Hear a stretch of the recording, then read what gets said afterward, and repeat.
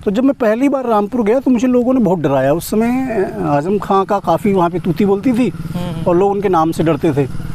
तो लोगों ने मुझसे कहा कि आप आज़म खां के ख़िलाफ़ कुछ मत लिखिएगा अखबार में, क्योंकि आप लिखेंगे तो उनके सारे चेले चमचे जो आपके ऑफिस में आएंगे बदतमीज़ी करेंगे, पान खा के थूक देते हैं मुँह के ऊपर और गाली गलौज करते हैं। तो हमने कहा ऐसा कैसे हो सकता है, क्या ये आज़म खां को पता है ये बात, सारी बातें जो आप बता रहे हो? बोले भैया पता नहीं कि पता है कि नहीं पता है। हमने कहा आज़म खां कब आएंगे इस बार रामपुर? तो उन्होंने बताया कि फला दिन आएंगे। हमने कहा हम लोग चलते हैं आज़म खां से मिलने। बोले यार आज़म खां से मिलने मत जाना। तो लेकिन हमने उसको बोल के रखा कि जब भी आए बताना। तो उसने रात को 9 साढ़े 9 बजे करीब बताया कि आज़म खां आ गए हैं और हम लोग करीब 10:30 11 बजे उनके घर पहुँच गए मिलने उनसे।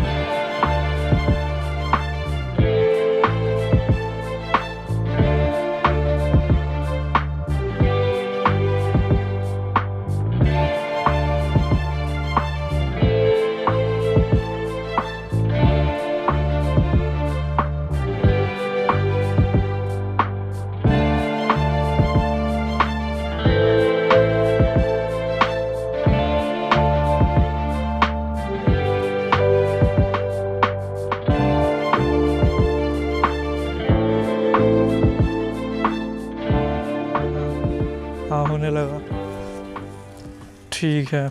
उसमें रिकॉर्डिंग चल रही है भैया उसका फ्रेम सही है वो? मेरी तरफ स्पेस ज़्यादा है, इधर तुम्हारी तरफ कम है। ठीक ही है, सही है। तो हम ठीक है से बैठे होंगे और थोड़ा सा तौलिया बस हटा दो। भैया वही तो गाँव की निशानी है। यहाँ रख दूँ? यहाँ रख लो।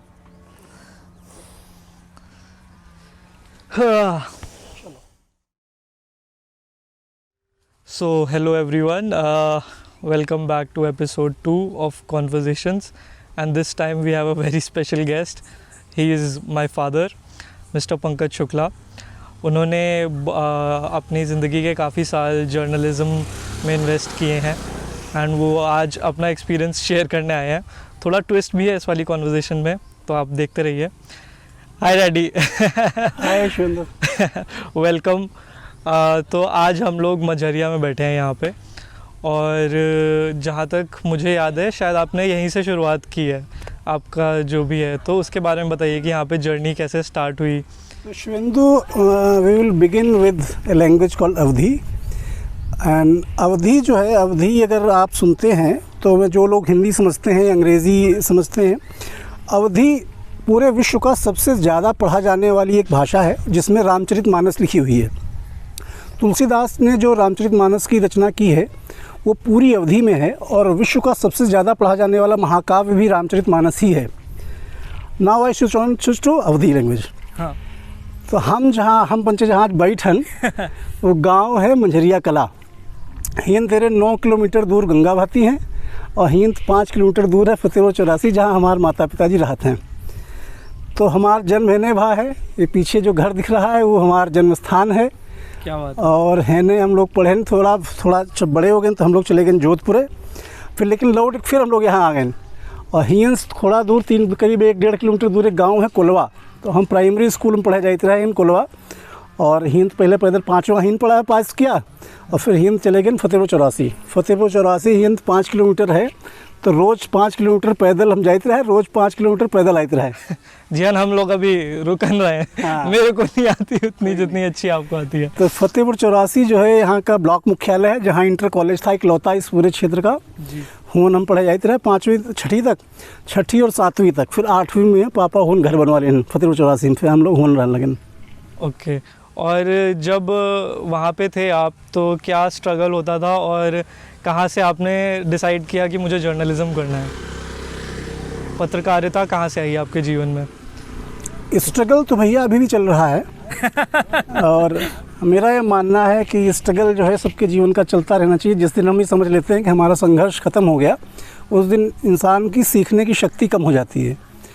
तो जो स्ट्रगल है वो बने रहे चाहिए पूरे जीवन, और चाहे वो स्ट्रगल हो कि पैसा कमाने का, चाहे वो स्ट्रगल हो बच्चों को पालने पोसने का, और चाहे वो स्ट्रगल हो खुद को कल से बेहतर इंसान बनाने का। तो स्ट्रगल ये है कि हमें हर रोज़ जो है हमारे जीवन का एक दिन जो ऐड हो रहा है, उसने हमको क्या दिया, क्या उसने हमको बेहतर इंसान बनाया कि हम वही हैं जो कल थे। अगर कल से आज में फ़र्क नहीं आया तो वो जो एक दिन हमने जीवन में जिया वो बेकार हो गया। तो जीवन में जितने हम दिन जीते जा रहे हैं उसमें अगर हम एक भी अच्छी चीज़ सीखेंगे, एक भी नई चीज़ सीखेंगे, एक भी बेहतरी की चीज़ सीखेंगे, तो वो हमको रोज़ बेहतर इंसान बनाती है। और सीखने की प्रक्रिया जो है, सीखने की प्रक्रिया कभी ख़त्म नहीं होती है कि अगर हमने मान लिया कि नहीं ये हम ये सीख नहीं पाए तो हम पिछड़ गए, तो जिस दिन हमारे दिमाग में विचार आए कि ये चीज़ हमने नहीं सीखी और हम पिछड़ गए, तो उसी दिन से वो चीज़ सीखनी शुरू कर देनी चाहिए। तो हम जैसे मैं अवधि में बोल रहा था, तो हम लोग जब यहाँ रहित रहे तो हम प्राइमरी स्कूल में पढ़ते रहे और हमका हिंदी की जो अंक हैं वो नहीं आवत रहे क्योंकि हम जोधपुर में रहते रहे, हुन पढ़े रहे मांटेसरी स्कूल में, हुन सयान हियन प्राइमरी स्कूल में पढ़े। तो पूरा एक साल हमका लग गया कि 1 से लेकर 10 तक गिनती कैसे हिंदी में लिखी जाती है। तो हम तो रोमन में लिखित रहे हुन, और हियन फिर पहाड़ा याद करे पड़े, हम टेबल हुन याद करते रहे, हियन पहाड़ा याद करे पड़े। तो हमारा 1 साल हमका यहाँ लग गया वो पूरा स्विच ओवर हो। लेकिन वही के बाद हम छठे में जब गए तो चूँकि हम तो ABCD पहले पढ़ी रहे, हियन छठे शुरू होते ABCD, तो हम पूरा पाठ पढ़ के सुना देते रहे छठे में। यहाँ हियन लड़कियों ABCD सीख रहे तब लोगों को लगा यार ये लड़कियों तो थोड़ा तेज है पढ़े में। तो फिर उसके बाद हम 7वीं 8वीं फतेहपुर से किया। उसके बाद चले गए हम लोग उग्गू पढ़ने। उग्गू एक गांव है थोड़ा और वहाँ से, जहाँ पे दिल्ली की जो मुख्यमंत्री रही हैं शीला दीक्षित, उनकी ससुराल है।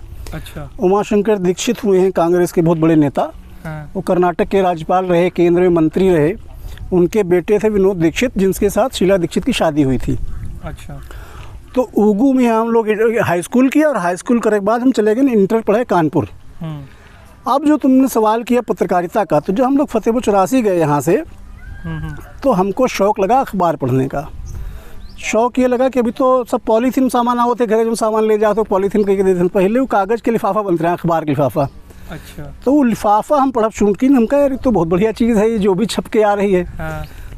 तो हम जितने लिफाफा घर में होते रहे, जिसमें सामान लेके आओ तो हम सब पढ़ रहे रहे। अच्छा। फिर जब हम फतेहपुर पहुँचे तो पता चला कि अखबारों आओ, पूरे कस्बा में 2 अखबार होते रहे, एक डॉक्टर कनौजी के एक और कौन के ना होते रहे। तो घर में जैसे हम गायब हुई, सब लोग कहे कि देखो डॉक्टर कनौजी के बैठे अखबार पढ़ रहे हैं। तो हम घर से भागित रहे अखबार पढ़ने के लिए। हाँ। और अखबार पूरा हम पढ़ रहे थे शुरू से लेके। हाँ। तब वही छपत रहे कॉमिक्स फैंटम के, फैंटम और मैंड्रेक। हाँ। वो हम पढ़ी रहे, और रामू श्यामू की स्ट्रिप होते रहे संडे को वो पढ़ी रहे। धीरे धीरे हमका चस्का लग गया तो हम खबर पढ़े लगे। वहीं से हमको जो लगता है कि मतलब कहाँ से पढ़ने का शौक़ शुरू हुआ। हाँ। तो वहीं से शुरू हुआ। हमको अखबार देख करके हमें एक अजीब सा होता था कि ये अखबार हमको पढ़ना चाहिए। आज जैसे एडिक्शन होता है आजकल के बच्चों को तमाम अलग अलग चीज़ों का। हाँ। तो हमको जो टीनेजर में जो एडिक्शन हुआ वो अखबार का हुआ और पढ़ने को हुआ। फिर घर में हमारे रखी रहें कुछ बहुत पुरानी किताबें, मम्मी पढ़ रही रहें, हाई स्कूल इंटर कर रही रहें, उनकी सब किताबें रखी रहें। प्रेमचंद का बहुत सारा साहित्य रखा रहे, वो हम सब 8वीं तक सब पूरा प्रेमचंद साहित्य पूरा पढ़ रहा। तो हमारी जो पत्रकारिता की जो नींव है, जो भाषा है, उस भाषा को बनाने में प्रेमचंद का सबसे बड़ा योगदान है। हमारी जो पूरी जो भाषा है, ट्रैक्टर निकल जाए। क्या हुआ? हाँ, अच्छा। तो पत्रकारिता की शुरुआत मतलब जो आजकल लोग सोचते हैं कि हम करेंगे, ग्रेजुएशन कर लेंगे, जर्नलिज्म कर लेंगे और मास कम्युनिकेशन कर लेंगे और पत्रकार बन जाएंगे, तो वो मैं नहीं मानता हूँ। जैसे एक्टर जो है, एक्टर जाता है एक्टिंग स्कूल में अपनी स्किल को होन करने के लिए, स्किल जो है वो नहीं सिखा सकता।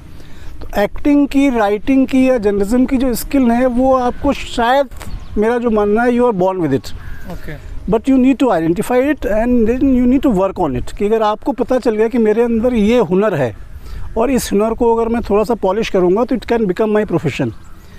तो हमको अखबार पढ़ने का पैशन था, फिर लिखने का पैशन हुआ, हमने लिखना शुरू किया तो मुझको लगा कि यहाँ ये बच्ची चीज़ अच्छी हो सकती है, इसका कुछ किया जा सकता है। हाँ। लेकिन जर्नलिज्म के कैरियर तक आने तक हमने बीच में कई सारे और भी देखे रहा कैरियर इधर उधर भटकते हुए। जैसे जैसे हम जब ग्रेजुएशन कर रहे थे तो हमारे जैसे हर सबके मम्मी पापा का ख्वाब होता है कि हमारा बेटा इंजीनियर बने या डॉक्टर बने। हाँ। तो उन्होंने भाई जी जो हमारे बड़े भाई हैं उनको मैथ साइड पढ़ाया और हमको बायोलॉजी दिलाई कि हमारा बेटा एक दिन डॉक्टर बनेगा। तो हम CPMT की तैयारी करते रहे। पहले अटेम्प्ट में नहीं हुआ, दूसरे अटेम्प्ट में हुआ तो BA-MS में सिलेक्शन हुआ। तो उस समय लोगों को ये भ्रांति थी कि नहीं MBBS ही करना चाहिए, BA-MS तो बेकार है। बाद में पता चला कि MBBS और BA-MS दोनों का ग्रेड एक ही होता है सरकारी नौकरी में। और हमने BA-MS में सिलेक्शन हुआ, हम नहीं किया, हमने छोड़ दिया। फिर घर वालों का बहुत प्रेशर बना, परिस्थितियाँ कुछ ऐसी बनी कि मुझे घर छोड़ के भाग जाना पड़ा। तो हम इतना प्रेशर नहीं बर्दाश्त कर पाए, फिर हम चले गए बम्बई। तो बम्बई में हमको थोड़ा सा लाइफ का जो स्ट्रगल होता है और लाइफ की जो वैल्यू है और चीज़ों की जो वैल्यू वो समझ में आई कि सबसे बड़ी बात जो होती है हम लोगों के परिवारों में बच्चों के ऊपर प्रेशर बहुत होता है कि ये करके दिखाना है। और सारे जो आइडियलिज्म है और जितने भी उसूल हैं वो सब बच्चों के लिए हैं, रिवर्स नहीं होता है उसका। कम्युनिकेशन बोथ वेज नहीं होता है कि जो फंडामेंटल ड्यूटीज़ हैं पेरेंट्स की वो क्या हैं और फंडामेंटल जो राइट्स हैं बच्चों की वो क्या हैं, उस पर बहस होनी बहुत ज़रूरी है। क्योंकि हर बच्चे के अंदर जो है एक कलाकार होता है, उसके अंदर एक हुनर होता है, वो अपने मन से भी कुछ कर सकता है जी। तो जैसे उसका जो मन करे, हमें हर पेरेंट्स को ये समझना चाहिए कि हमारा बच्चा वाकई में क्या करना चाहता है और वो वाकई में क्या करना चाहता है उसके लिए उसके साथ दोस्त की तरह रहना चाहिए और उसके साथ दोस्त का व्यवहार करना चाहिए। तब आप समझ पाओगे कि वो कैसे इनहिबिशंस अपने शेड करके वो आपसे हर चीज़ शेयर कर सकता है।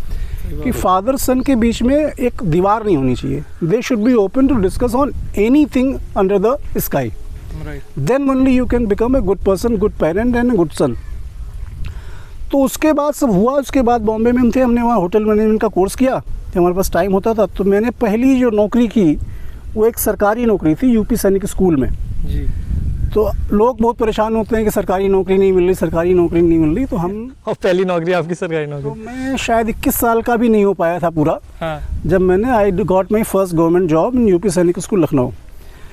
वहाँ हमने 1-1.5 साल नौकरी की। तो मुझे ये समझ में आया कि सरकारी नौकरी में तनख्वाह कम होती है और रिश्वत ज़्यादा होती है। तो अगर आप भ्रष्टाचार कर सकते हैं, अगर आप भ्रष्ट हैं तो आपके लिए सरकारी नौकरी बिल्कुल परफेक्ट है। लेकिन अगर आपको कट टू कट सिर्फ काम करना है और घर आना है, सिर्फ सैलरी से काम चलाना है, तो आपके लिए सरकारी नौकरी नहीं है।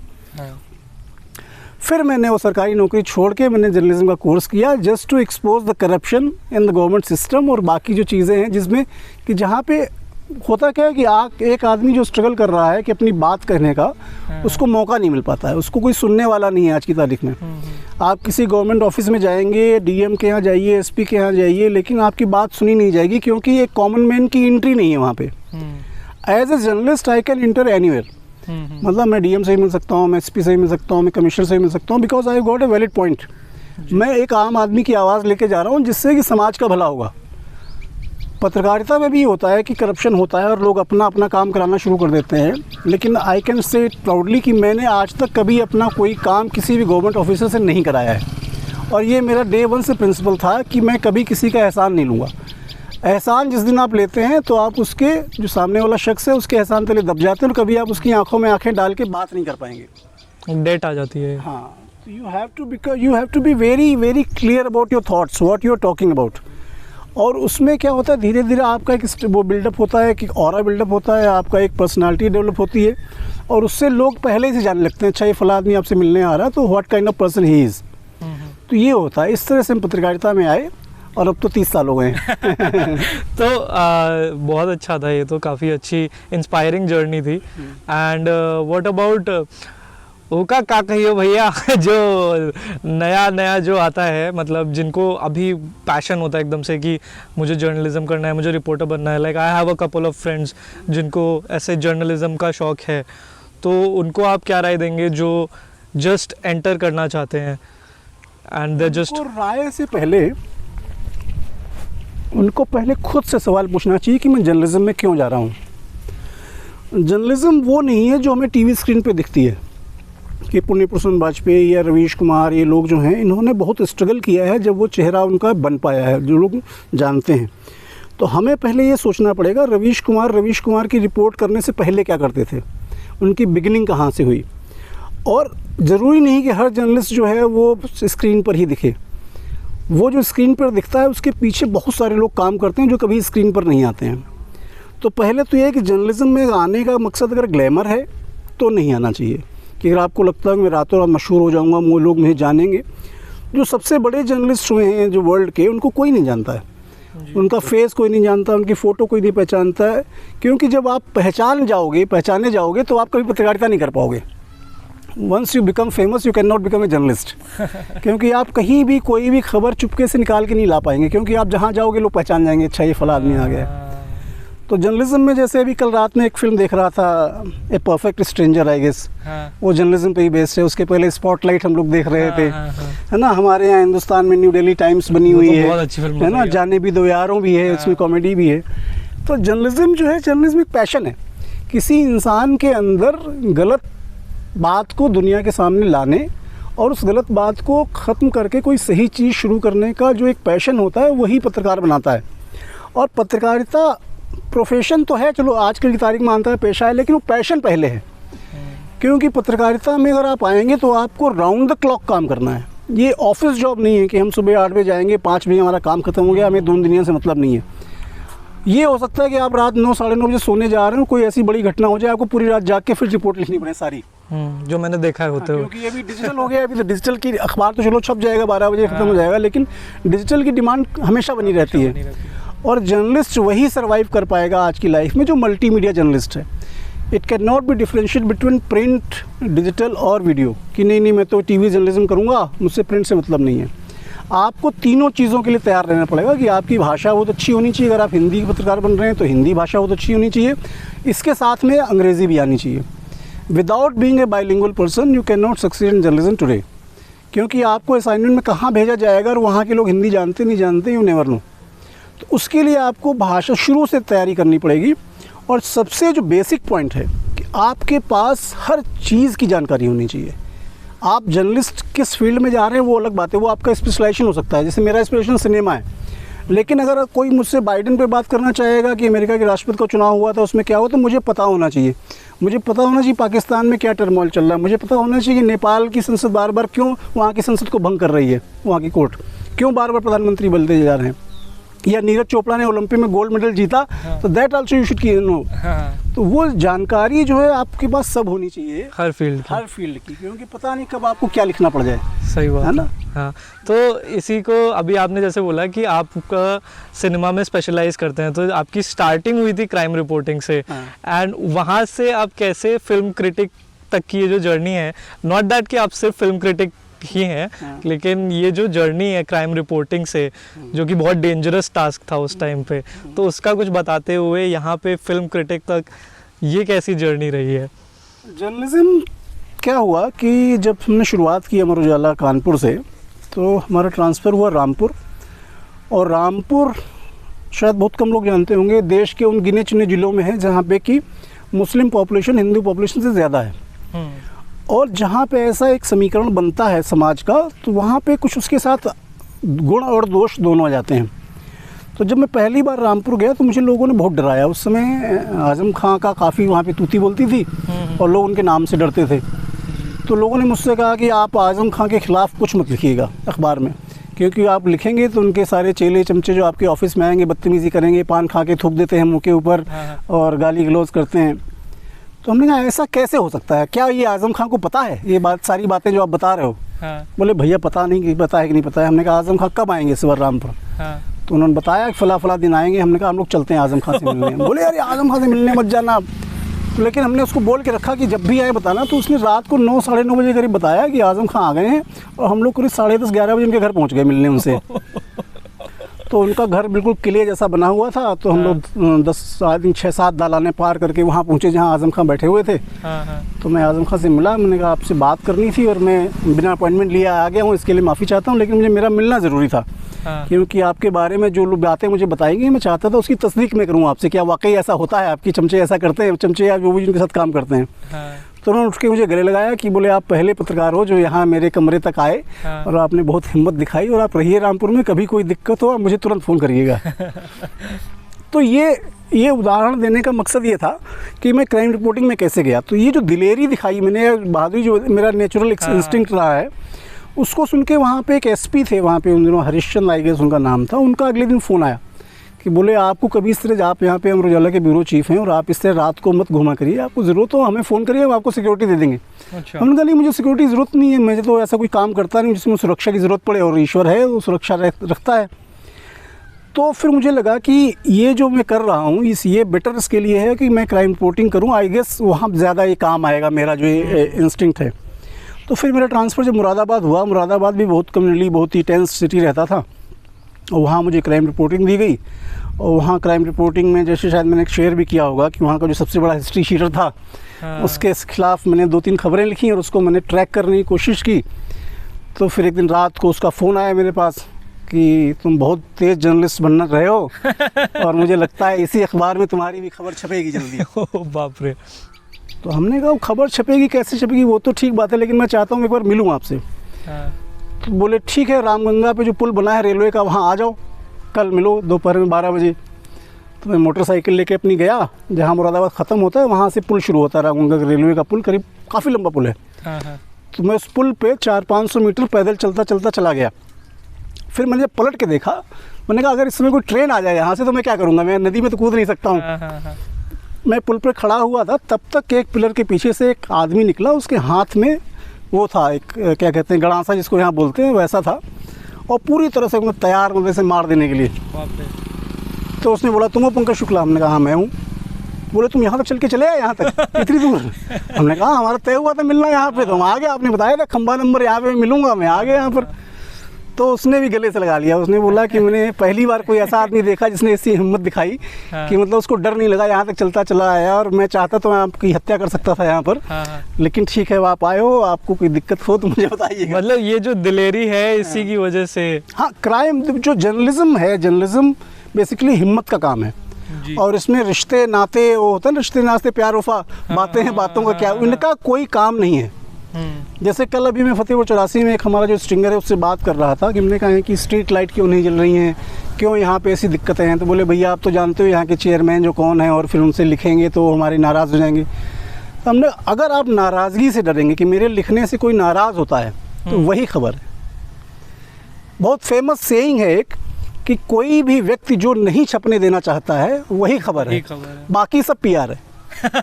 तो अगर कोई किसी के मन में है कि ये चीज़ सामने नहीं आनी चाहिए, तो उसी को सामने लाना एक पत्रकार का काम है, उसी पे। और जर्नलिज्म जो है, जर्नलिज्म में आपको हर पल खतरा है। जैसे अभी दानिश का मर्डर हो गया अफगानिस्तान में, और जो उसका पढ़ा हुआ है, दिल्ली का पढ़ा हुआ है, वो इतना अच्छा ब्रिलियंट फोटोग्राफर था, और सिर्फ वो जाकर तालिबान की फ़ोटो खींच रहा था, उनके अत्याचार की फ़ोटो खींच रहा था, इसलिए उसको पकड़ के उन लोगों ने मार दिया। ऐसे बहुत सारे पत्रकार जो मार दिए जाते हैं, लेकिन उससे जो है पत्रकारिता करना बंद नहीं होगा। कैसे उसका उदाहरण ये है कि जैसे रोज़ लाखों रोड एक्सीडेंट होते हैं, मोटरसाइकिल एक्सीडेंट होते हैं, कार एक्सीडेंट होते हैं, लोग मरते हैं, लेकिन कार चलाना नहीं छोड़ते लोग, बाइक चलाना नहीं छोड़ते। सेम प्रोफेशन है कि पत्रकारिता में हत्याएं होंगी, मारा जाएगा, लोगों को डराया जाएगा, धमकाया जाएगा, उनके घर पे धमकियां दी जाएंगी, लेकिन एक पत्रकार का जो आत्मबल होता है वो उसका सबसे बड़ा बल है, उसी के बूते वो काम करता है। उसको पुलिस की सिक्योरिटी की ज़रूरत नहीं है, उसकी किसी के समर्थन की ज़रूरत नहीं है, उसका जो आत्मबल है वही उसको आगे लेके जाता है ना। हमने एक इंटर्न से शुरू किया काम जिस अखबार में, उस अखबार का मैं संपादक बना आज, तो ये एक अचीवमेंट है क्योंकि मैं लगातार उस कोशिश में लगा रहा। जैसे कविता है, बहुत कोशिश करने वालों की हार नहीं होती, तो वो है उदाहरण। इसीलिए जितने भी नए लोग आना चाहते हैं उनको ये मान के आना चाहिए, पत्रकारिता बाकी पेशों की तरह नहीं है, ये एक 10 to 5 जॉब नहीं है, इसमें कोई छुट्टी नहीं होती है। इसमें हो सकता है आपके घर में बहुत बड़ा फंक्शन हो, लेकिन आपको छुट्टी नहीं मिले तो आपको लगेगा कि यार मेरे भाई की शादी हो रही है, मैं नहीं जा पा रहा हूँ। लेकिन ये सब सोच के ही आना चाहिए कि हो सकता है कि आपके घर में बहुत बड़ी ट्रेजेडी हो रही हो और उसी समय कोई खबर ब्रेक हो रही हो, तो आपकी प्रोमिनेंस होगी कि मुझे पहले खबर ब्रेक करनी है, फिर मैं वहाँ जाऊँगा। तो ये सारी चीज़ें हैं जो बाकी हो सकता है हमारे घर परिवार के लोग, हमारे रिश्तेदार न समझ पाएँ, लेकिन फिर भी अगर आपने पेशा चुना है तो आपको उसी में रहना है, क्योंकि आपने समर्पण किया है खुद उस पेशे के लिए। तो ये पेशा बिल्कुल वैसा ही है जैसा कि सीमा पे फौजी लड़ता है ना, और उसको ड्यूटी पे रहना है, चाहे घर में शादी हो रही हो, सर्दी हो, बरसात हो, उसको फील्ड में रहना है। इसी तरह से पत्रकार भी हमेशा फील्ड में रहता है, सर्दी हो, गर्मी हो, बरसात हो, कुछ हो गया तो उसको इंसिडेंट पे पहुंचना ही पड़ेगा। तो ये सिनेमा कहाँ से आया इस पूरी जर्नी में? क्योंकि मुझे पता है डैडी आप स्टार्टिंग से ही आप फिल्में बहुत देखते हैं, और आई थिंक वहीं से मेरे को भी ये चीज़ आई है कि मुझे भी फिल्में बहुत पसंद है। मुझे अपने पिताजी से मिला। तो हमें याद है हम लोग जोधपुर में जब रहते थे 2-3 साल जब रहे बचपन के, तो पापा मम्मी को पीछे बिठाते थे कैरियर पे और हम 2 भाई आगे साइकिल में उन्होंने लगवा रखी थी लकड़ी की सीट, दोनों भाई उसमें बैठ जाते थे। और पापा I think almost her Sunday या महीने में 2-3 बार तो जाते थे हम लोगों को फिल्म दिखाने। अच्छा। तो वहाँ से फिल्में देखने का हमें चस्का शुरू हुआ। और जो फिल्म का मुझे जो पहला इंसिडेंट आता है जिसके लिए मैंने ज़िद की होगी कोई फिल्म देखने की, वो गुलजार की फिल्म थी एक परिचय। तो हुआ ये कि मैं दूसरी क्लास में पढ़ता था और हमें जब मैं लौट के शाम को घर आया तो भाई जी हमारे नहीं आए। तो हमने पूछा मम्मी से वो कहाँ गए, तो पता चला कि वो तो स्कूल से चले गए फिल्म देखने, उनको स्कूल फिल्म दिखाने ले गया है। हाँ। तो फिर हमने ज़िद की नहीं मैं भी ये फिल्म देखूँगा, उसके बाद मैं खाना वाना कुछ खाऊँगा। हाँ। तो फिर परिचय देखी, उसके बाद वहाँ से फिल्मों का धीरे धीरे सिलसिला शुरू हुआ। फिर बीच में एक ऐसा ब्रेक आया कि हम लोग गांव आ गए रहने के लिए। तो वो 4-5 साल जब बड़ी बड़ी फिल्में, शोले जैसी फिल्में रिलीज़ हो रही थी, हम गांव में रहते थे और उसको सुनते रहते थे। शोले पहली फिल्म थी जिसका शायद वो रिकॉर्ड का LP रिकॉर्ड बना था। और गांव-गांव में ऐसे गाने भजन बजते हैं आजकल, वैसे शोले का LP रिकॉर्ड बजता था, शोले के डायलॉग बजते थे। अच्छा। तो अगर शोले पूरी फिल्म कोई मुझसे सुनना चाहे तो मैं स्टार्टिंग टू फिनिश पूरी उसके डायलॉग सुना सकता हूँ। अरे बाप रे। पूरे मुझे डायलॉग याद हैं उसके। उसके बाद जब हम वापस कानपुर गए तो मुझे लगा कि यार ये तो फिर से वो हमारे गोल्डन चांस आ गया। तो मैं स्कूल बंक करके जाता था, कॉलेज बंक करके जाता था, लोग मुझे ढूंढते रहते थे, मैं फिल्म देख रहा होता था। और हमने रिकॉर्ड भी बनाए, हमारे एक दोस्त सचिन कुमार त्रिपाठी। हाँ। तो हमने दिन में 4-4 शोज़ भी देखे हैं बैक टू बैक। तो मैंने भी नहीं देखी। तो वो सिनेमा देखना एक नॉलेज भी हो रहा था सिनेमा का और एक शौक़ तो था ही। फिर जब मैं जर्नलिज्म में आया तो उन दिनों अमर उजाला अखबार में फिल्म समीक्षा नहीं छपती थी। In case I think regional Hindi अखबार में किसी भी नहीं फिल्म समीक्षा छपती थी। तो उस समय हमारे MD हुआ करते थे अतुल माहेश्वरी जी, उनको मैंने चिट्ठी लिखी कि जो हिंदी अखबार पढ़ने वाले लोग हैं उनके लिए सिनेमा एक बहुत ही रीडेबल जो होता है एक सब्जेक्ट वो होता है, और सिनेमा के बारे में लोग पढ़ना भी चाहते हैं ज़्यादा से ज़्यादा, तो क्यों ना हम फिल्म समीक्षा का एक कॉलम शुरू करें। तो उन्होंने कहा कि तुम्हारा सुझाव है, तुम ही शुरू करो। तो मुझे याद है कि वो जो दौर था कि जब मैं मुरादाबाद में था, मैं अपना पूरा काम भी करता था और मुरादाबाद में मेरे पास बहुत काम दिया गया था ये देखने के लिए कि लड़का कितनी दूर तक जा सकता है। मतलब वो भी प्रेशर होता है, एक स्ट्रगल जो पूछ रहे थे थोड़ी देर पहले। तो हमारे उस समय के जो एडिटर थे, तो क्राइम रिपोर्टिंग अपने आप में 24 आवर्स जॉब है। तो उसके अलावा मुझे स्पोर्ट्स भी दिया गया, उसके अलावा मुझे कॉमर्स भी दिया गया, फिर मैं कॉमर्स का पेज भी बनवाता था और उसके साथ में फिल्म समीक्षा भी लिखता था। अरे बाप रे। तो उन दिनों कुछ मेल वगैरह कुछ होता नहीं था, मोबाइल होता नहीं था, तो मैं फिल्म देखता था, फिर उसके बाद हाथ से लिख करके वो फैक्स जाता था मेरठ, फिर मेरठ में वो छपता था।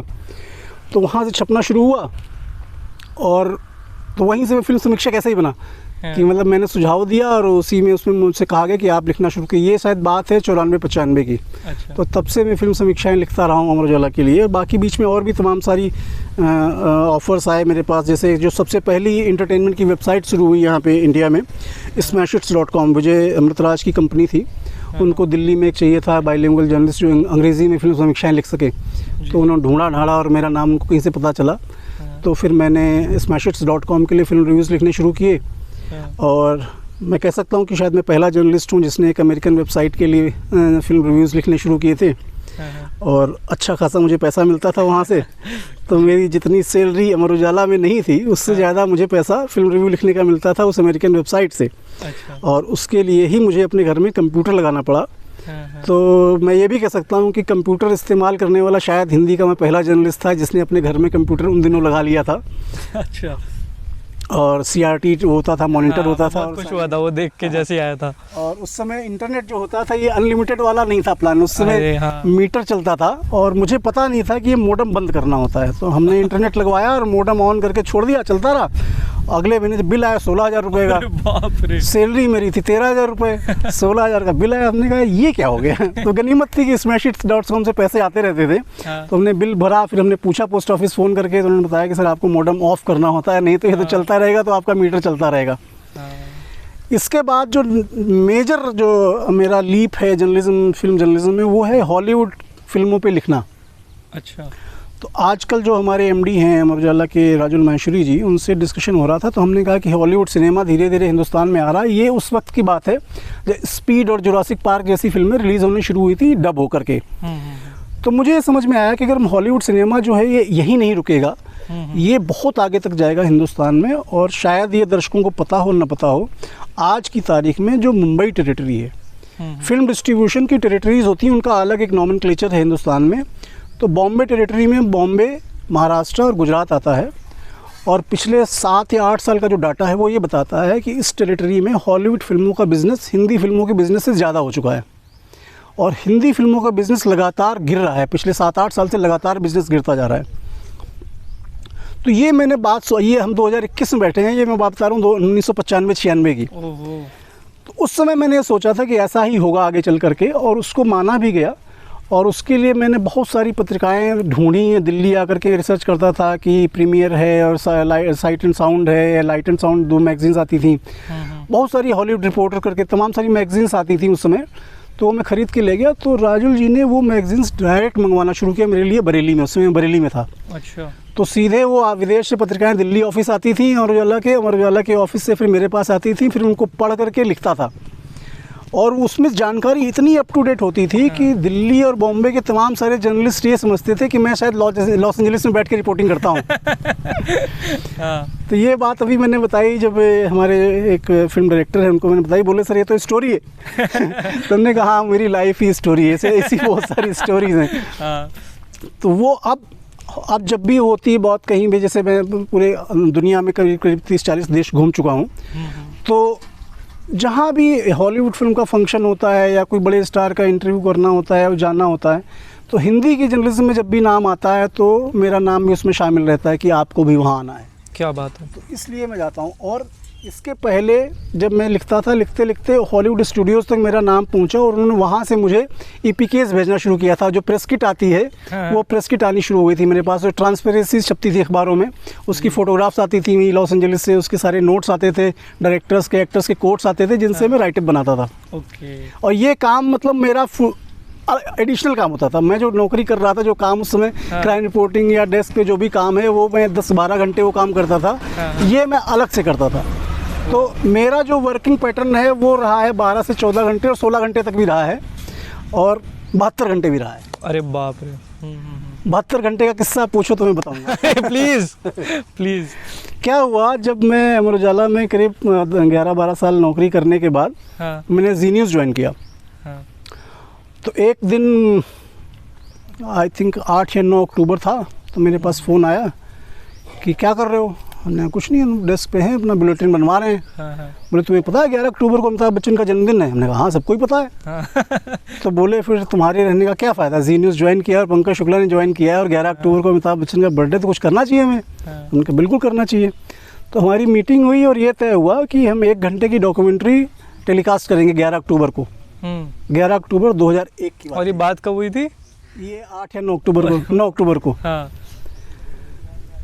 तो 9 अक्टूबर से लेके 11 अक्टूबर तक मैं घर नहीं गया। उसी दिन से हम लोगों ने डॉक्यूमेंट्री बनानी शुरू की, और मैं सोया नहीं।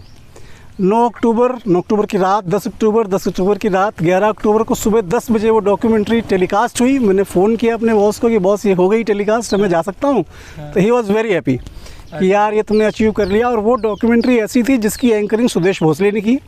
उसमें अमिताभ बच्चन के करियर के जितने बड़े डायरेक्टर्स थे, सबके इंटरव्यूज़ थे उसमें। ये सारे आपने 2 दिन के अंदर कर लिए? हमने टीम पूरा बनाई, मैनेज किया, एग्जीक्यूट किया, लोगों से मदद ली हमने, सब लोगों को भेजा जहाँ जहाँ इंटरव्यू करने के साथ। तो वो लोग शिफ्ट में काम कर रहे थे, मैं कंटिन्यूस काम कर रहा था। अच्छा। तो इस तरह से फिर वो डॉक्यूमेंट्री 1 घंटे की बनी, और वो बाद में जी सिनेमा पे भी टेलीकास्ट हुई, जी न्यूज़ पे तो हुई ही।